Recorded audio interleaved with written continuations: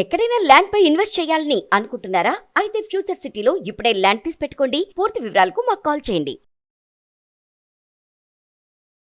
నమస్తే రమ్మగారు. నమస్తే జయ. ద్వాదశ జ్యోతిర్లింగాల గురించి మాట్లాడుకుంటున్నాం కదా. ఇప్పుడు ఏ లింగం గురించి అండి? ఏ ప్రాంతం? ఉజ్జయిన్య మహాకాళం తర్వాత ఓంకారం అమలేశ్వరం అంటారు. ఓంకారేశ్వరుడు అమలేశ్వరుడు ఇద్దరు వాళ్ళు, కానీ ఓంకారం అమలేశ్వరం అనే చెప్తారు. వేరే ఊరు కాదు. అమలేశ్వరం అనే ఊర్లో ఓంకారేశ్వరుడు కాదు. ఓంకారేశ్వరుడు పైన అమలేశ్వరుడు కింద ఉంటారు. మామలేశ్వరుడు అని రాస్తారు అక్కడ. ఇది ఉజ్జయిని నుంచే వెళ్ళాలి మనం. ఓంకారేశ్వర పెట్టుకున్నప్పుడు మనం ఇది కూడా చూసేస్తాం, ఇది కూడా చూస్తాం అనమాట. ఉజ్జయిని నుంచి కొంత ప్రయాణం, ఒక 2-3 గంటల ప్రయాణము. ఇది ఏంటంటే నర్మదా నదీ తీరంలో ఉన్నటువంటి ఆనుకుని ఉన్న కొండ మీద ఉన్నాడు ఓంకారేశ్వరుడు. పైనుంచి చూస్తే ఈ కొండ, ఆ దేవాలయము, ఆ ప్రాంతము ఓంకారం లాగా కనపడుతుంది. అందుకని ఓంకారేశ్వరుడు అని పేరు వచ్చింది. దీనికి పూర్వగాథ ఏం చెప్తారంటే, వింధ్య పర్వతం, ఈ పర్వతం ఏ కొండ మీద అయితే ఓంకారేశ్వరుడు ఉన్నాడో వింధ్య పర్వతం అట.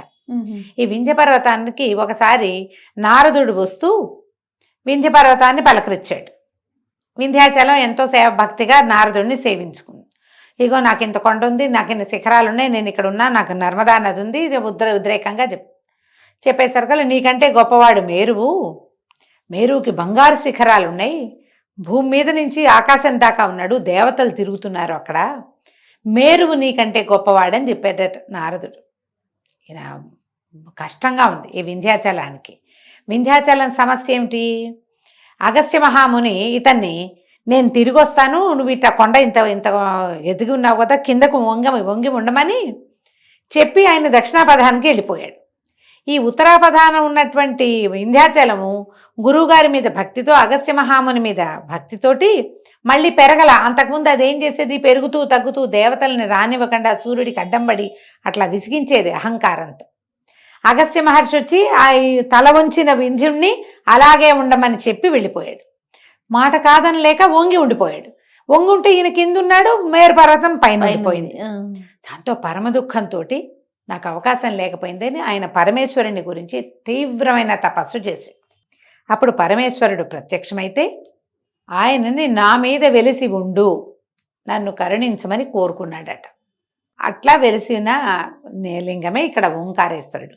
మనం ఇంతకు ముందు చెప్పుకున్నాము, మన మహాకాళ స్వరూపంలో ఉన్నప్పుడు ఉన్న పరమేశ్వరుడు ఉన్నప్పుడు పై అంతస్తులో ఓంకారేశ్వరుడు ఉన్నాడు. అవును. ఇక్కడ మా ఓంకారేశ్వరుడు కిందుండి మహాబలేశ్వరుడు పైన ఉంటాడు. 3 అంతస్తుల్లో కనిపిస్తుంది. ఇది ఎట్లా వెళ్ళాలి? మనం మామలేశ్వరం దాకా వెళ్తే ఒక బ్రిడ్జ్ ఉంది, బ్రిడ్జి దాటి నిదానంగా నడుచుకుంటూ వెళ్ళొచ్చు, లేదంటే పడవెక్కి వెళ్ళొచ్చు. ఈ నర్మదా నది మీదే మనం ప్రయాణిస్తాం అటు వెళ్ళటానికి. అది 3 అంతస్తుల్లో ఇట్లా నదికి చరిచి ఉంటుంది, నదికి ఆనుకుని ఉంటుంది అనమాట ఈ కొండ. ఇటు మామలేశ్వరుడు ఇటు ఓంకారేశ్వరుడు అటు ఉంటారు ఈ నర్మదా నదికి. ఈ నర్మద స్మరణ మాత్రంతో మోక్షాన్ని ఇస్తుంది. నర్మద అంటే చాలు. నర్మదలో కావేరిక అనే ఒక నది సంగమం జరుగుతుంది. అక్కడ కావేరి కాదు, అది కావేరిక. కావేరి అంటే దక్షిణాపథంలో ఉన్న కావేరి ఇక్కడికి ఎటా వస్తుంది అనుకుంటామా? కావేరి ఉన్నది ఎక్కడ? మన తల కావేరి కర్ణాటకలో. అవును. అట్నుంచి ఇటు ప్రవహిస్తుంది కదా సముద్రం వైపుకి. ఇది అక్కడ అది కాదు, కావేరిక. ఆ నది 2 నదుల సంగమము మనకి కనపడుతుంది. మనం ఆ పడవలో వెళ్ళేటప్పుడు సంగమం చూడొచ్చు. నదిలోకి వెళ్ళి నర్మదా జలాలు నెత్తిమీద జల్లుకుని ఆ సంగమ స్థానాన్ని చూసి కుదిరితే అక్కడ దిగి స్నానం చేసి కూడా రావచ్చు, అవకాశం ఉంది అక్కడ. ఈ నది దాటి అవతలకి వెళ్తే ఈ ఓంకారేశ్వరుణ్ణి చూస్తాం మనం. చక్కగా ఉంటాయి ఆలయాలు. అసలు ఆ కొండని ఆనుకుని మనం నడుస్తుంటే కింద ఉత్తుంగ తరంగాలతోటి ఆ నర్మద ప్రవహిస్తూ ఉంటే ఎంత అద్భుతమైన ఎక్స్పీరియన్సో, చాలా బాగుంటుంది. ఉజ్జయిని వెళ్ళినప్పుడు మనం ఇది చేయగలుగుతాం. అయితే ఈ పైకి లోపలికి వెళ్ళేసరికల్లా ఈ పైన వెలిసి ఉన్నటువంటి ఈ ఓంకారేశ్వర లింగంలో సన్నటి చీలిక ఉందట. ఆ చీలికలోంచి జలం ప్రవహించి నర్మదలోకి వస్తుందట. అందుకని ఇక్కడి నర్మద ఇంకా పవిత్రమైనదిగా చెప్తారు. దానికి డైరెక్ట్గా వెళ్ళే దారులు ఉన్నాయి. మధ్య మధ్యలో వీళ్ళందరూ ఒక చెంబుతోటి నీళ్ళు పట్టుకొచ్చి ఇస్తుంటారు అక్కడ పాండాలు. సన్నటి దారులు కూడా ఉన్నాయి. మేము ఒక సన్నగా ఉన్న మెట్ల దారిలోంచి తీసుకుపోయారు మమ్మల్ని. అన్ని పక్కల నుంచి లోపలికి వెళ్ళేందుకు అవకాశం ఉంది. తీసుకెళ్ళి అభిషేకం చేయించి అంతా కొండ మీద ఎత్తుగా ఉన్నట్టు ఉంటుంది, బాగా విశేషంగా కనపడుతుంది. సరే, ఇక్కడ దర్శనం చేసేసి మళ్ళీ మనం కిందకు వచ్చి ఇటువైపు వస్తే మళ్ళీ ఆ బ్రిడ్జ్ దాటి ఇటువైపుకి వస్తే ఇక్కడ మామలేశ్వరుడు కనపడతాడు మనకి. అమలేశ్వరుడు అంటారు, అక్కడ మామలేశ్వరుడు అని కూడా అంటారు. ఈ అమలేశ్వర దేవాలయం కూడా మనకి ఈ మన నాగర్ శైలిలో కడతారు కదా, ఇట్లా తమాషాగా ఉంటాయి, నార్త్ ఇండియాలో కనిపిస్తాయి. అలాంటి దేవాలయ విధానం కనిపిస్తే ఇక్కడ సహస్రలింగ అభిషేకం చేసుకోవచ్చు, ఇక్కడ మనమే చేసుకోవచ్చు. అక్కడ కూడా ఓంకారేశ్వర్లో కూడా మనం విడిగా అభిషేకం చేసుకోవడానికి, దానాలు చేసుకోవడానికి విడిగా కూర్చోబెట్టి అభిషేకం చేయిస్తారు. ఊళ్ళంత మంది కనిపిస్తారు.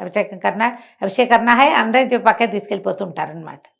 ఆ 3 అంతస్తులో ఎక్కడో చోట ఒక చోట అభిషేకాలు చేసుకుంటారు అందరూ, ఎవరి దాని వాళ్ళు అభిషేకం చేసుకుని పైకి వెళ్ళి అసలు స్వామిని ఓంకారేశ్వరుని దర్శనం చేసుకుని బయటకు వచ్చేయచ్చు.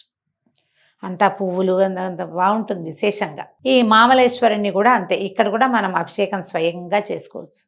ఈ 2 దేవాలయాల్ని మనం ఒకటేసారి చూడొచ్చు.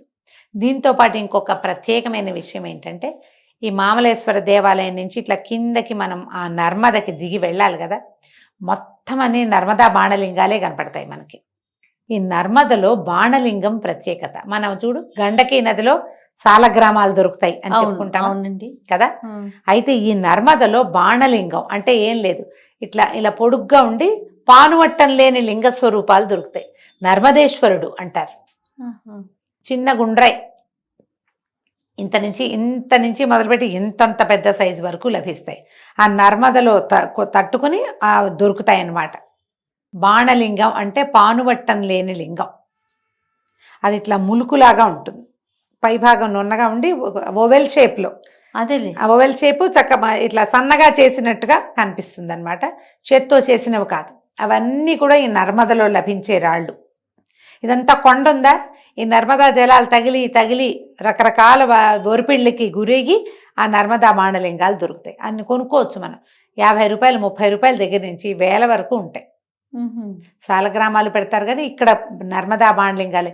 ఆ బాణలింగాలు చూడ్డానికైనా మెట్లు దిగాలి, అటు ఇటు అన్ని వరుసగా పెట్టుంటారు, తెప్పలుగా, మామూలుగా కాదు. ఎన్ని రకాల శివలింగాలు కనిపిస్తాయో మనకి. తెచ్చుకుని ఇంట్లో పూజ చేసుకోవచ్చు. మేము కూడా తెచ్చాం, 2 స్నేహితులకి ఇచ్చి 2 బాణలింగాలు మా దగ్గర ఉన్నాయి. నీళ్లలో ఉంచి పెట్టుకుంటే మంచిది. ఈ రోజుల్లో రోజువారీ కాస్త అభిషేకం చేసుకుని విశేషమే. పైకి వచ్చి ఈ మామలేశ్వరుని కూడా దర్శనం చేసుకుని చుట్టూతా చిన్న పొన్న 4-5 దేవాలయాలు ఉన్నాయి, అన్నిటినీ దర్శనం చేసుకుని వచ్చేసేయచ్చు. ఈ ఓంకారేశ్వర సులువు ఏంటంటే, మనము ఈ ఉజ్జయిని వెళ్ళినప్పుడే 2 జ్యోతిర్లింగాలు ఒకేసారి అయిపోతాయి మనకి. ఒక రోజు ఎక్స్ట్రా పెట్టుకుంటే సరిపోతుంది. హాఫ్ డే చాలు ఇక్కడికి వెళ్ళటానికి, ఓంకారేశ్వరం వెళ్ళడానికి. పొద్దున్నే బయలుదేరితే మధ్యాహ్నం 3 గంటల అయ్యేసరికల్లా మనం ఓంకారేశ్వరుని మామలేశ్వరుని ఇద్దరిని చూసి బయటకు వచ్చేస్తాం.